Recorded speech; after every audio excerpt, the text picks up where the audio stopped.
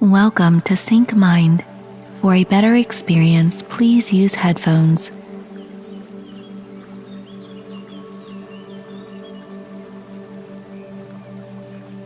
When we talk of evolution of consciousness, what does it mean that consciousness is evolving? You see, there is a consciousness of all kinds. There is a difference between your consciousness at this moment, which differs from what it was yesterday, or even 10 years back, or when you were a child. It keeps changing, and it will not be the same 10 years from today.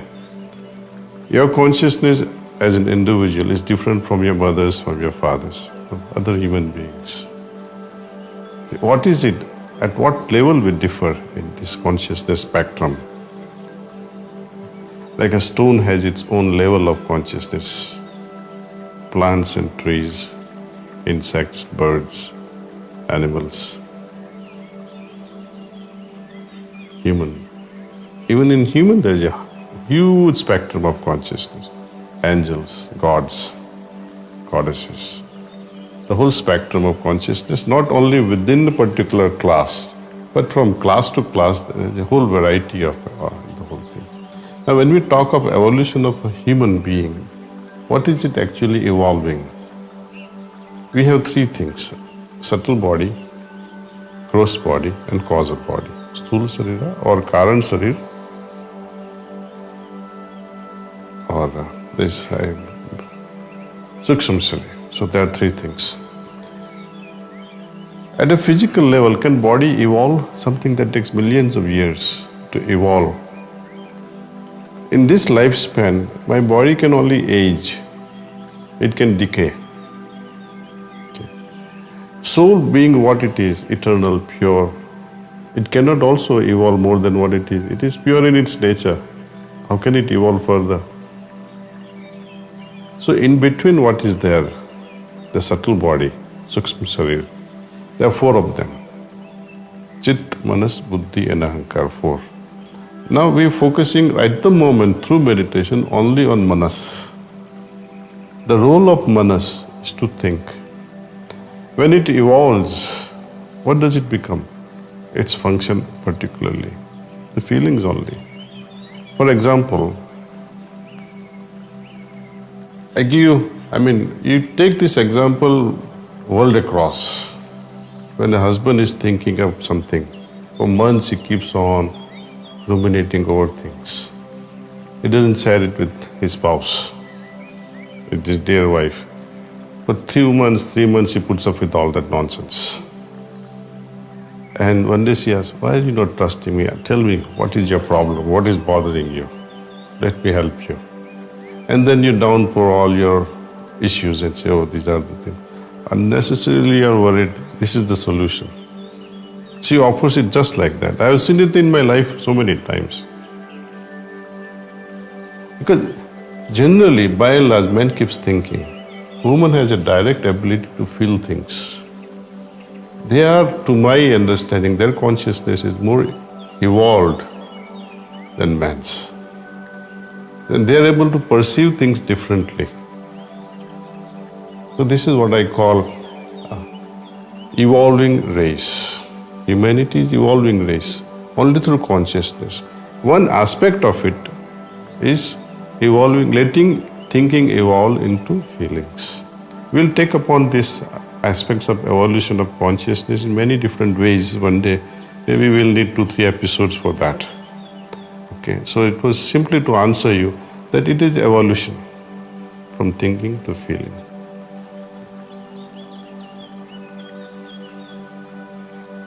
I don't consider this to be a religious practice or even spiritual practice, though people say it's a spiritual practice. To me, this entire thing is a journey. It's a journey. What do we understand by religion today? Was it the vision of the founders of these religions? Or did the founders actually think that they were founding any religion? Lord Jesus Christ, when he passed on, crucified over the cross, did he think that he was establishing a religion? He was a Jewish gentleman. What became after him through his teachings was Christianity. Same thing is with many other religions. Buddhism. Was Buddha Buddhist? No, he was not a Buddhist. What became after him, like many other great religions, they became, after their teachers passed on, we created a structure. And we trapped ourselves that, oh, I am better than you. Even within Hinduism, worshippers of certain deity will claim, my deity is better than yours, my deity is greater than yours, and we go on changing. They are not fighting, we are fighting for it, emotionally, often out of ignorance. The true meaning of religion, if you see, break this word into two, re and legion. Re means again. Legion, it comes from the word ligar, L-E-G-R-E. Like ligaments, ligar, legion, is to connect. Ligaments connects our muscles. Now, in religion, what is being connected is my lower self with the higher self. In yoga, we call yajyuti iti yoga, one that joins my soul, my atma with Paramatma. So the role of religion is to reconnect myself with the source. That's the only purpose of religion. Meditation actually makes you go inward. Religion takes you outward. You take any religion, for example, they'll say, okay, let's go to this place. You'll find God, or you'll experience God in this location. Or I have to go to that location to feel God. And we fight over locations also, that location is better than this location. I would not like to name names, otherwise, people will say, oh, you're criticizing us. But judge it for yourself. I want you to say it often in your life, oh, this tirtha is better than that tirtha. This particular religion is better than this. This deity is better than this. So religion is always taking us away into the external world and making us forget the true essence which is within. When we realize that, we stop searching for that divinity outside and try to feel it inside. That's when spirituality begins, where you like to experience the presence inside. See? But then the journey has to continue. Often people practicing yoga, the great yogis, the great meditators, they're stuck with their own experiences. Though feeling and experiencing is a great thing, you're transcendent from thinking, you're transcendent from forms, dogmas and beliefs into something higher. Yet, we get trapped in our own experiences. Oh, this experience has been so good, I like it. I would like to have it again and again. But then, you're binding yourself with experience. Spiritual practice is supposed to liberate us, but you're binding yourself with experience, that I wish this experience is repeated again and again. See the problem? So spirituality is also not the solution. One must move on further and further and further. Don't be bogged down by anything on the way. Transcend them. Finally to the state where there is a changeless condition. Absolutely changeless. Then that's what in Upanishads and Vedas they call it neti, neti, neti, when they attain the highest. In this highest state, one cannot describe what it is. Because that perfection is not here in this mundane world to compare it with. That's why they say not this, not this, not this. Neti, neti, neti. Take for another example, the search of knowledge. Person who is searching, the knower, the knowledge and the process of knowing, or the lover, beloved and love. Okay. When lover is merged in beloved, only love remains. Okay. Lover is not aware of what love is now. Now I can simplify this further, this understanding. It's like when the drop of water, raindrops falling in the ocean. Do they remain drops? They become the oceans. The drops are not there to talk about what the drops are looking like. They have become part of the ocean. So when this religion culminates into this union, yoga culminates into this union, the merger, there is nobody left to talk about the final state. Anybody, whosoever be, they say this is the final state. Who is talking? If he is still there, that means he is not merged. He is still there to talk about it. I don't mean the death. What I mean is the ego state. See, so our journey always continues. There is no dead end to this journey. Okay. So it's simply put, religion takes us outward, spirituality takes us inward.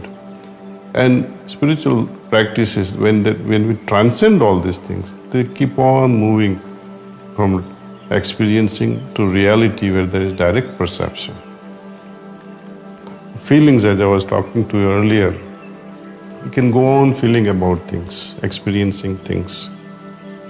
Years after years, let us say you have a partner, business partner, or you have a relationship with someone. And you say after 3 years, oh, it was bad investment. Either financial investment with a partner or emotional investment with your beloved. Had you been so, I would say, seer, where you can see things directly, or you could perceive things directly without having to go through the experiences, then you can say, yes, I would not have wasted my time and emotional and financial energy in these things. So what we are lacking is the direct perception. And once we have the direct perception through meditation of God, then we are overwhelmed by the godly presence inside. And when He is there, I am not there. When I am not there, is bliss. The weight of our ego is the thing that binds us, that binds our consciousness like a black hole, not letting anything pass through that. And bliss truly begins. True joy comes after that. Satchit Anand people talk about begins here. But then this Anandam is so heavy to such a person, he gets bored. He said, I can't have this. I want to move on, brother. I want to unload this. And true renunciation starts. Renunciation is not you leave your family and your dear ones, but to even now renounce all this Anandam business of spirituality. Then you enter to nothingness. It is not that there is nothing. These profound things are there, but you don't have any name for it. So we call it whatever, neti, neti, neti. We have to start somewhere. We have to initiate certain level of mental consciousness. When we meditate, what generally happens is, slowly and slowly we go deeper within ourselves. There is an entire shift in our consciousness and mood and attitude. Everything changes inside. The inner weather is changed. Okay. Now, having changed this, having sat for a few minutes of meditation for which you have prepared so much, after meditation is over, one should, actually we advise that, you should sit continuously for another 5 minutes just to feel what has happened, like savoring the inner condition.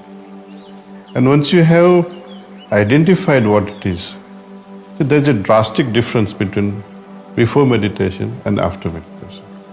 Feel that difference. Try to identify that and hold on to it. Okay. It is almost like, when they lay the concrete outside, many crazy guys, I would say, when the concrete is freshly laid, they would go and write something, I love Monica, or I love Harsha, or so-and-so is stupid, or they would walk on it. They spoil the concrete. The impressions are marked permanently. Okay. The inner condition is finer than that laying of concrete. It can get spoiled just like that if we are inattentive. So after meditation is over, one should sit comfortably for a few more minutes, 5 minutes, savor the condition, have a grip over it, let it settle down inside, from top to toe inside your system. Okay. And when you're confident that, okay, now I'm able to hold on to it, slowly walk into. You have breakfast while holding on to that state inside, like a miser, not letting go of money. You also preserve that so much. You see, you worked for it. Might as well retain it. And try to go on inspiring yourself that, yes, during my daytime, I will not only maintain this inner state, but if possible, I will further refine it.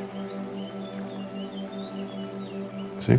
Sometimes what happens during our working hours, you have some argument with someone.